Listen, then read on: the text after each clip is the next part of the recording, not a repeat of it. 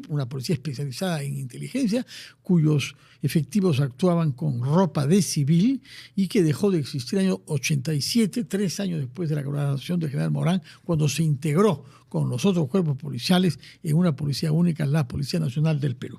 Señor Morán, muy buenas noches, gracias por estar en RPP. Gracias, Fernando, por la invitación. Usted es un hombre de inteligencia que la han aplicado. Uno, en la lucha contra el terrorismo, estuvo en el GEIN. En segundo lugar, en la lucha contra el narcotráfico y en la lucha contra la criminalidad organizada. Es un general que está en situación de retiro. Yo quisiera saber, sin embargo, usted es un abogado, por otra parte, y ofrece a título privado consejos en materia de seguridad a las corporaciones que solicitan su conocimiento y su experiencia. ¿Qué está pasando actualmente? ¿Por qué hemos llegado a esta situación que es diferente, sin duda, a la criminalidad, el narcotráfico que usted conoció cuando estaba en actividad hace 10 y 20 años? Gracias, Fernando. Una reflexión general. Tú como yo y como todos los peruanos, quisiéramos que el presidente de la República y el ministro del Interior tengan éxito en su gestión, porque estamos asistiendo a una asonada de la criminalidad y la inseguridad que está perjudicando la vida de todos los peruanos, ¿no? Quisiéramos que el ministro Tiburcio tenga éxito. Conozco de su valía, de su profesionalismo, y yo sé que va a hacer buena labor. Pero al mismo tiempo también tengo que hacer observaciones sobre lo que está pasando, ¿no? Me parece que el presidente Gerí tiene buena aceptación ciudadana, pero la inseguridad no se combate nada más con remangarse las camisas y salir a la calle y tener buen manejo de redes sociales. La inseguridad no se combate en TikToks. Entonces el ministro Tiburcio tiene la obligación y la responsabilidad ante el país de hacer una gestión eficiente. Y nosotros vamos a estar ahí para aplaudir los éxitos que pueda conllevar su trabajo. En segundo lugar, yo creo que estamos asistiendo, Fernando, o si no estamos ya en una práctica de macartismo. No podemos nosotros ver impávidos de lo que está pasando en el país, porque por un concepto que es aceptado en la doctrina nacional e internacional, ¿no? En Naciones Unidas, en la Cruz Roja, no se puede una persona perder su trabajo. Estamos asistiendo en política es entendible, ¿no? Que se puede acerar los ánimos, pero nosotros tenemos que llevar a poner un poquito de sensatez. No podemos llegar a un nivel de intolerancia contra personas que no piensan como algunos, ¿no? Podemos estar de acuerdo o desacuerdo, pero no podemos llegar a ese nivel de presionar para que no pensemos como ellos, ¿no? Entonces, esa es la segunda reflexión que veo yo que ha pasado esta semana. Que la política debe mantenerse al margen de una visión técnica, claro, de lo que es la tarea de la policía y su lucha por la seguridad ciudadana. Por supuesto. Entonces, como ciudadano, yo vengo y expongo, doy mis ideas y planteo temas que se puedan tomar en cuenta o no. Lo importante es hablar y decir las cosas que uno piensa. Por ejemplo, el caso específico te cuento, tú has hablado de inseguridad, sí, de lucha contra la criminalidad. Constelación fue un baluarte, esa plataforma tecnológica fue un baluarte en luchar contra el narcoterrorismo y la criminalidad organizada hace algunos años.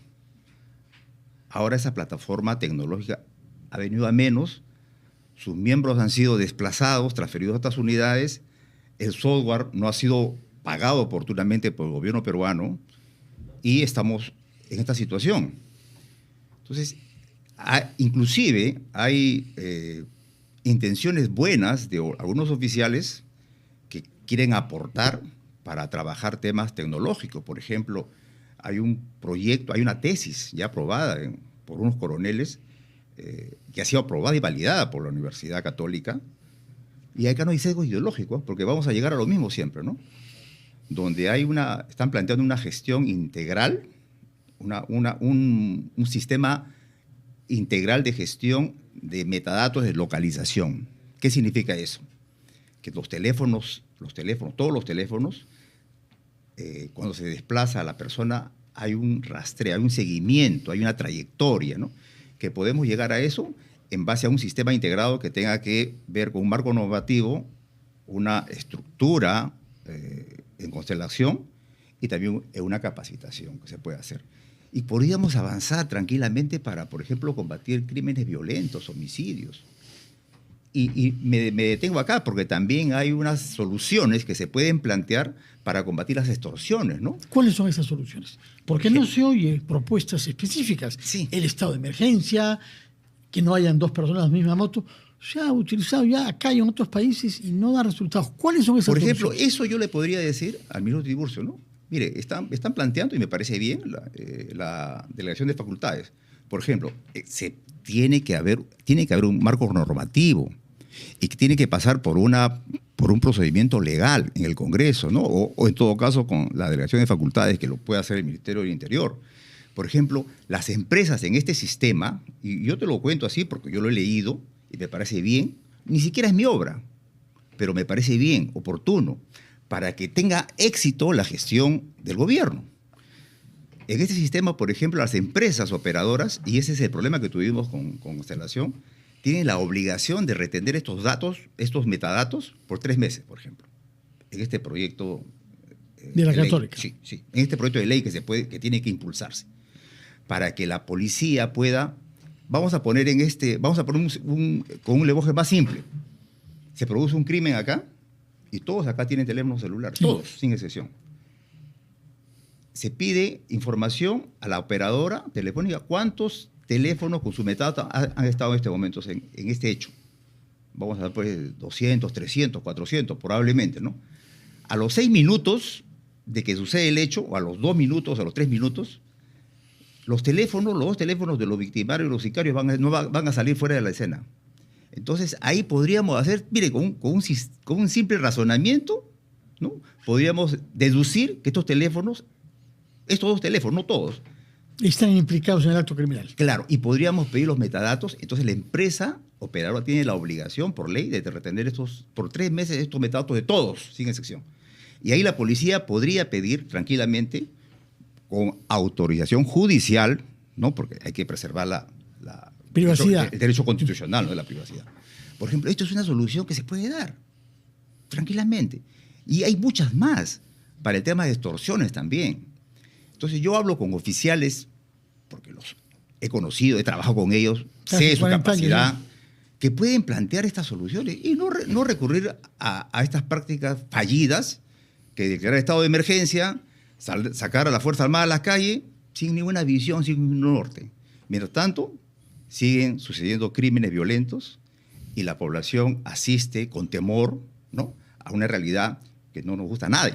¿Y por qué es que no se está usando Constelación? Creo que usted contribuyó a su creación y a su utilización a fondo cuando era coronel, un coronel de inteligencia. ¿Por qué no se está aplicando y usando como se podría? ¿Sabes cuánto costó Constelación, Fernando? Fue vía cooperación internacional, $15 millones. Y tuvimos una serie de problemas, unas negociaciones con las operadoras de telefonía celular, obviamente, pero al final de cuentas nos sentamos, nos integramos con el Ministerio Público, porque tiene que ser todo dentro del marco de la ley, ¿no? La operadora telefónica, el Ministerio Público y la policía. Un triple control. Un control técnico, un control policial y un control legal. Esto funciona. Funcionó. De tal forma de que la captura de Artemio, ¿no?, el último líder de Sendero Luminoso, se posibilitó gracias al trabajo de Constelación. Pero ¿qué ha pasado en los últimos años? Precisamente en el último gobierno de la señora Dina Boluarte. Desactivaron Constelación. El personal capacitado... ¿Qué año específicamente fue desactivado? Hace 2 o 3 años atrás. El personal, ya en estos momentos, y yo pido que me contradigan, en estos momentos Constelación ya no tiene el personal capacitado en estos momentos y está haciendo labores, un personal especializado, está haciendo labores de prevención, uniformado, sí, imagínate pues. Entonces, ¿cómo vamos a combatir la inseguridad y los crímenes violentos si personal que se capacitó o se especializó está trabajando en otras tareas? Pero es muy grave lo que dice usted, puesto que la señora Boluarte ha tenido varios ministros del Interior, entre ellos algunos policías retirados, generales retirados de la policía, otros civiles, lo recordamos bien, el señor Santibáñez, entre otros, y siempre hablaron de la necesidad de utilizar la inteligencia en la lucha contra el crimen, pero lo que usted dice respecto de Constelación, lo que costó 15 millones de dólares, pero la sofisticación tecnológica que requería un personal cualificado altamente, y nos está diciendo que los mandan a la calle.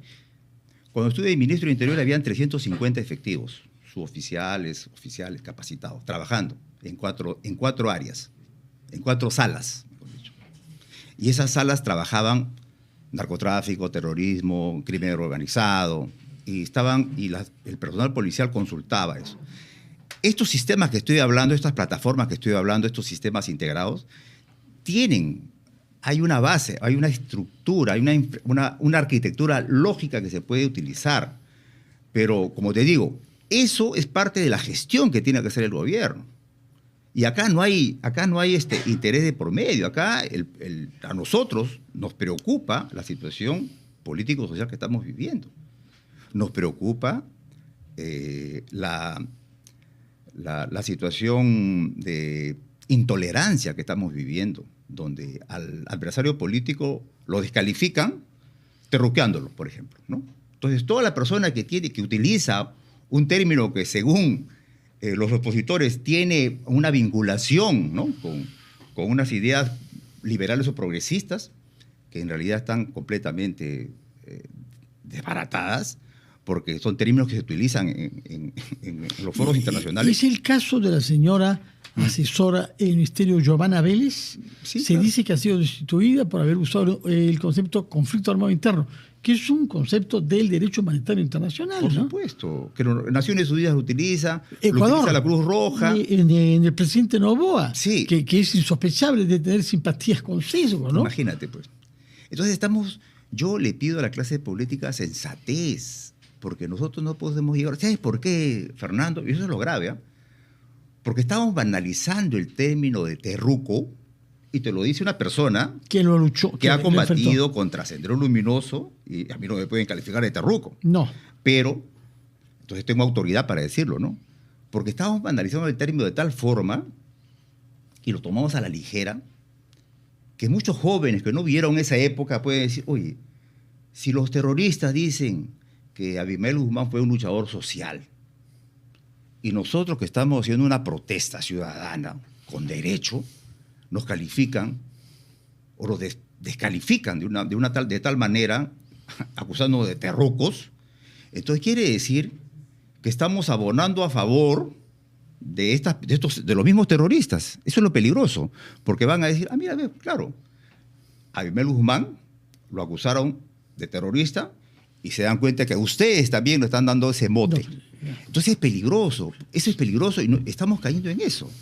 Entonces, para mí, en realidad, yo tengo que decir en voz alta de que no debemos utilizar ese término para descalificar a un adversario político. Usted ha insistido siempre de que estaba en actividad, que el terrorismo de Sendero Luminoso fue un terrorismo deliberado, ideologizado y fruto de un pensamiento marxista-leninista, maoísta y presidente Gonzalo, que despreciaba la vida, que consideraba que la vida humana, ¿por qué tanta crítica y tanto problema con eso? Solamente es un conjunto de células, decía Abimael Guzmán, y es necesario que una tercera parte eventualmente muera, como en Camboya, para que el partido que él dirigía llegue al poder. Es decir, no eran criminales por casualidad, no, había una voluntad deliberada que procedía de su pensamiento. Claro, era una organización política que respondía a una corriente ideológica, ¿no?,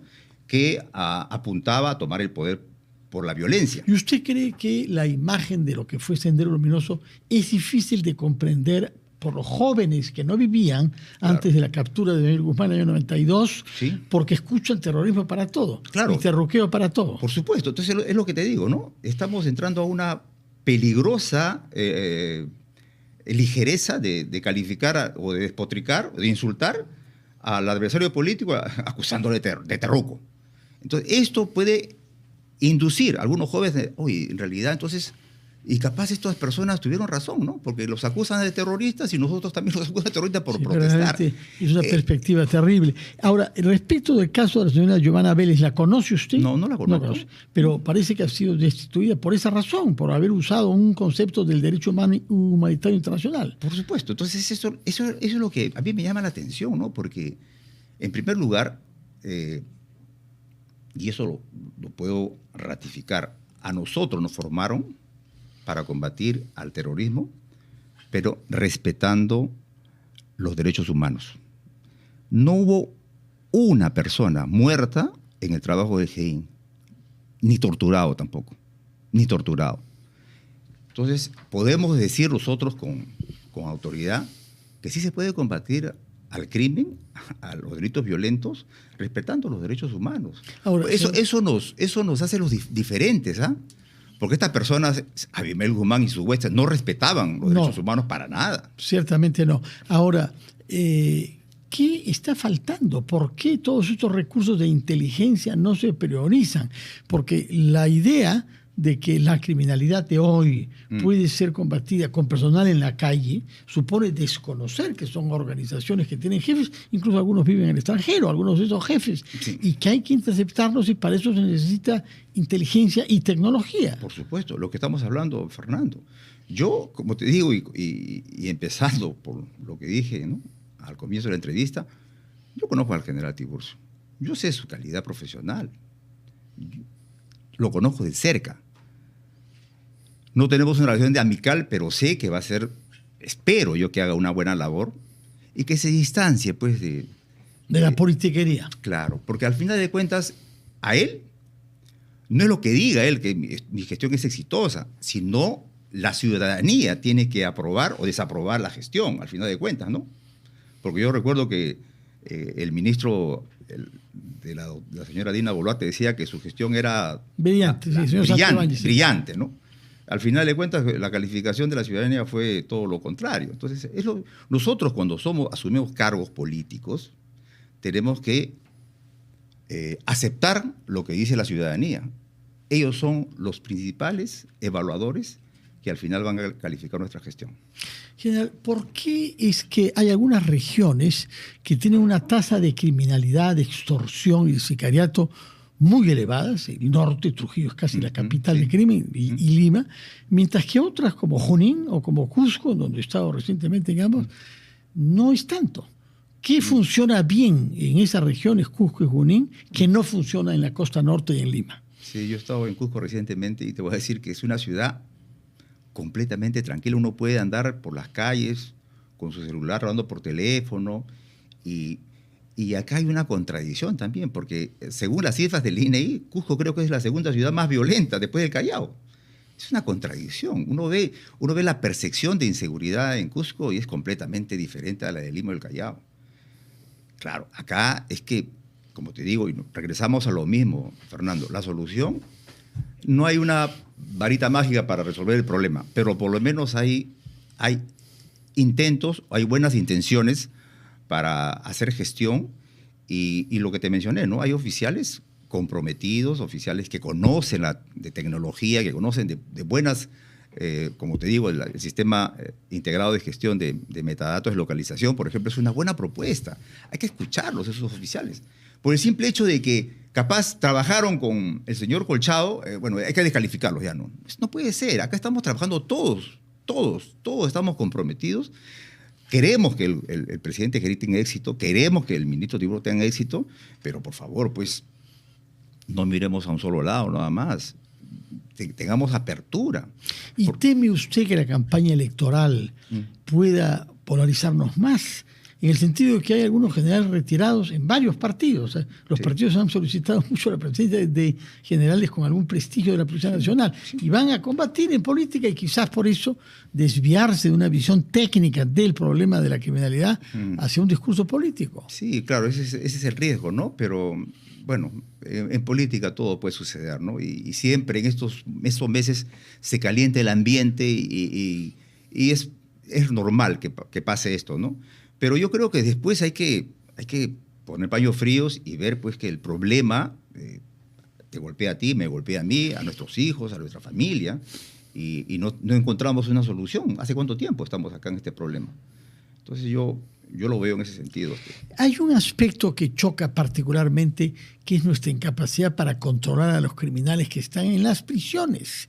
Cada vez que hay una requisa en las cárceles, aún las de alta seguridad, aparecen que hay criminales ahí que siguen haciendo negocios desde dentro con sus teléfonos celulares. Sí. Pese a que hace años se nos ha prometido que habría una interceptación y una anulación del espacio digital para esos celulares. Sí, es cierto lo que tú dices. ¿Por qué? ¿Por qué hemos llegado a esto? Porque no construimos cárceles hace 8 años, 9 años.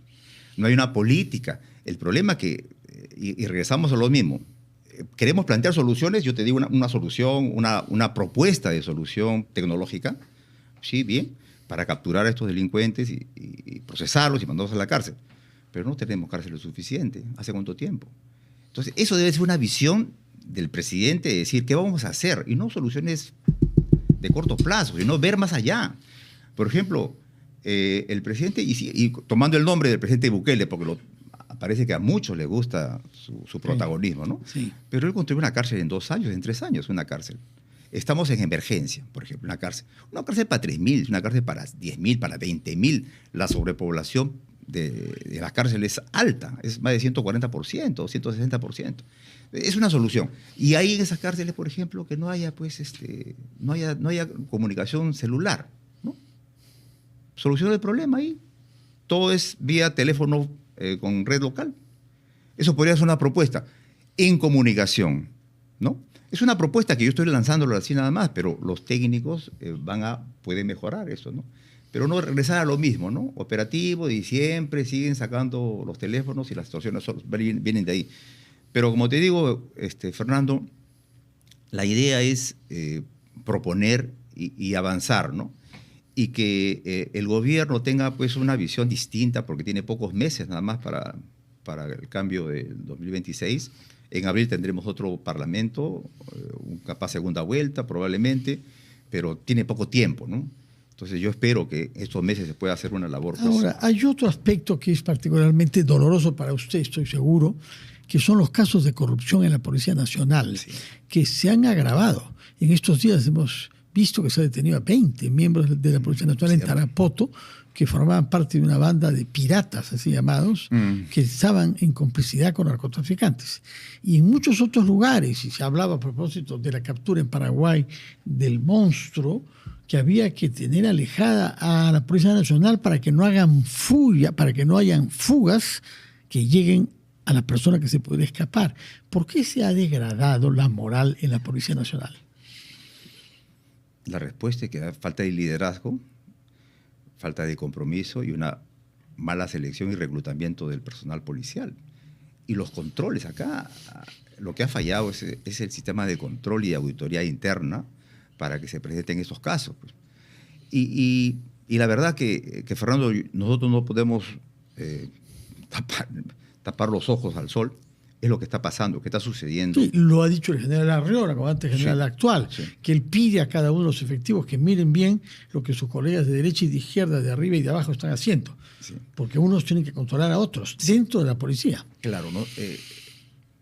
Nosotros planteamos en algún momento, primero, lo principal, el primer contacto del joven que ingresa a la policía es en la escuela de formación. Y nosotros planteamos en ese momento, porque habían 27 escuelas de formación. Mejor dicho, cada departamento, cada región tenía su suboficiales, su escuela, ¿no? Sí. Sí. Entonces ahí no había unidad de criterio metodológico, no había una formación uniforme, estandarizada, porque de acuerdo a lo que pasaba, al libre albedrío, o el jefe, el director de la escuela, podría hacer con sus profesores. Entonces no existía una buena selección, un buen reclutamiento de personal y una buena capacitación. Entonces dijimos, vamos a plantear una reforma de la educación policial y plantear 10 escuelas macrorregionales. Esa era una idea. Y lo planteamos. No se llevó a cabo. No, porque al final fue progresiva, pero se detuvo. Porque como siempre regresar al mismo problema, ¿no? en el Congreso plantearon, no nos pueden quitar a nuestra escuela. Cada región con la suya. Sí, queremos nuestra escuela. Eso, la escuela, la Policía Nacional es policía nacional, no es una policía regional. Y ahí empieza el primer problema. Escuelas en Puno, en Cusco, en Arequipa, en Moquegua, en Tacna. Y no hay profesores suficientes. No hay profesores suficientes, no hay infraestructura, suficiente. Entonces, eso, por ejemplo, es una responsabilidad del sector. Cómo trabajar esa reforma policial. Y lo planteamos en el plan Mariano Santos. Lo importante es el personal. Eso es lo más importante, lo más valioso que tenemos. Y planteamos también que el personal policial que ingresa a las escuelas de formación pasen todos, sin excepción, el polígrafo. Algunos no quieren, algunos se resisten. Yo te lo digo por experiencia. Nosotros en los grupos especiales que formamos pasábamos polígrafo, todos, sin excepción, desde el jefe. ¿Por qué? Porque manejábamos información sensible, ¿no? Y podía comprometer la seguridad de los demás, de los compañeros, imagínate.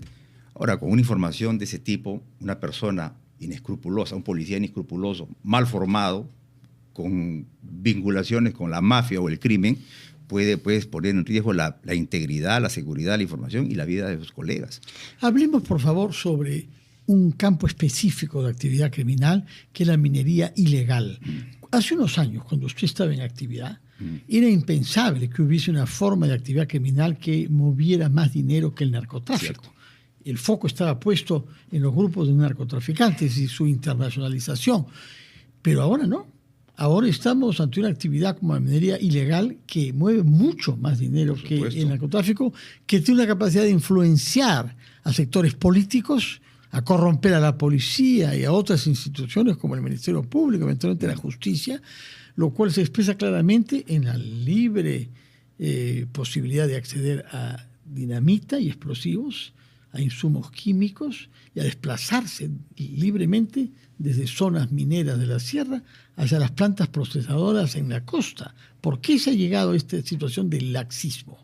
Mira, y nosotros estamos hablando solo de la inseguridad, la lucha con la criminalidad en Lima y el Callao y algunas ciudades importantes del Perú.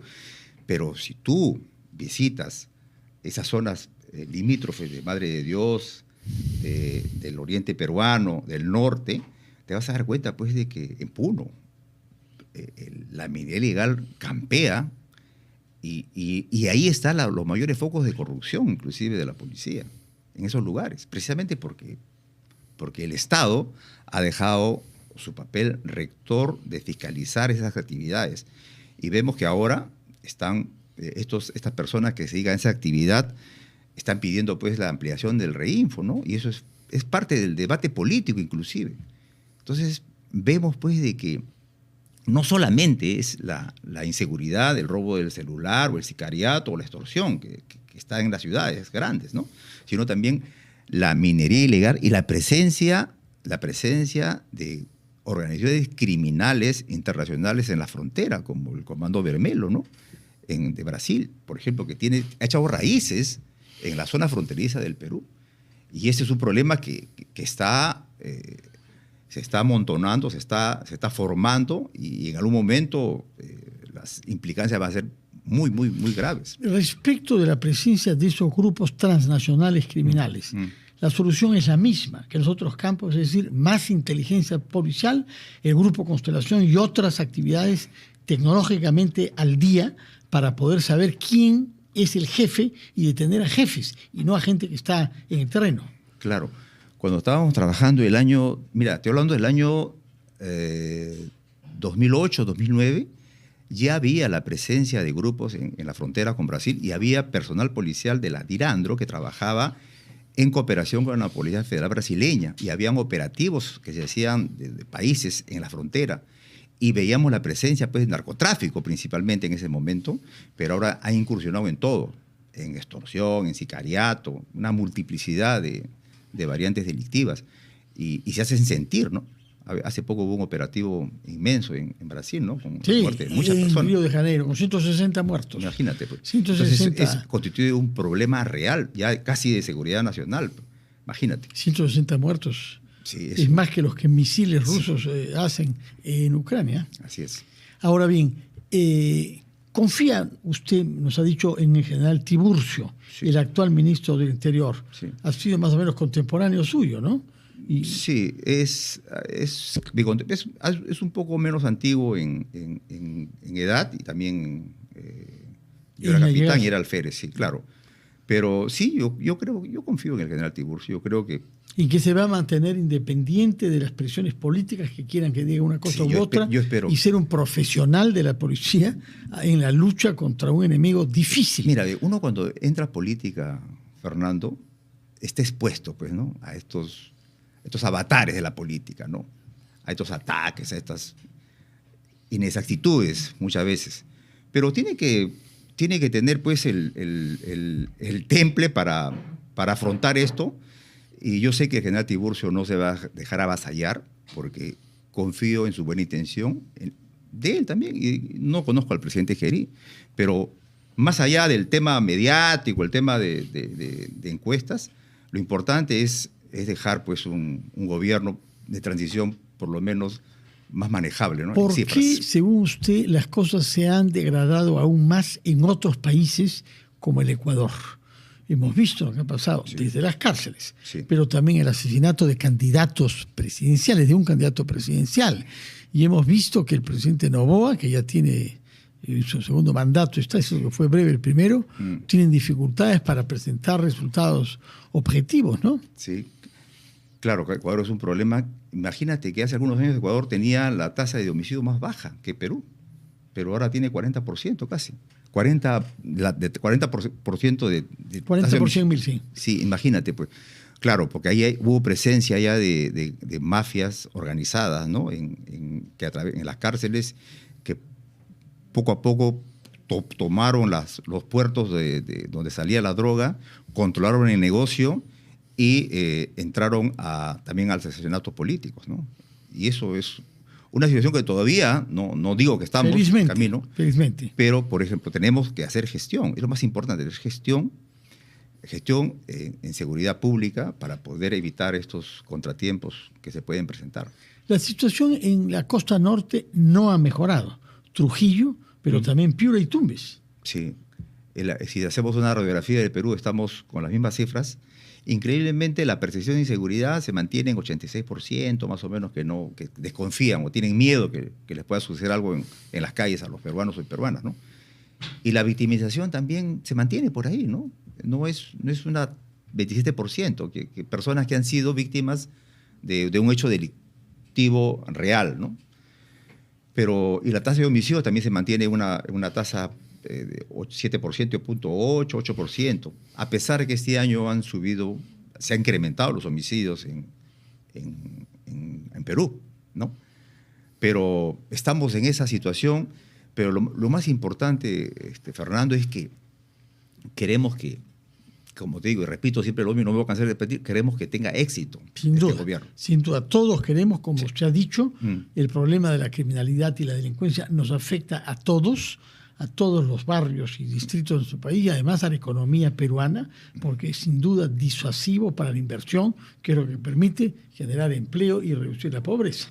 Así es, eso está. General, me alegro de haber conversado con usted. Ojalá que su voz de un especialista en inteligencia con méritos indudables sea escuchada y sobre todo que escuchen bien que no hay que politizar la acción de la policía y la lucha contra la criminalidad, tratar de hacerlo de la manera más técnica posible y recurriendo a la tecnología más